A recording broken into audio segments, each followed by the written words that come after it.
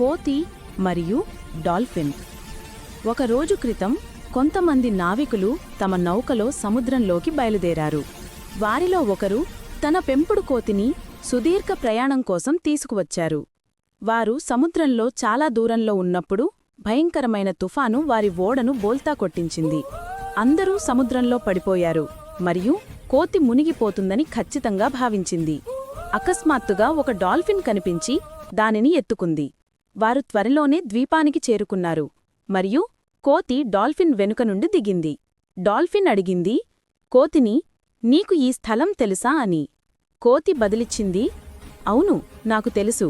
నిజానికి ఆ ద్వీపం రాజు నా ప్రాణ స్నేహితుడు. నేను నిజానికి యువరాజునని నీకు తెలుసా?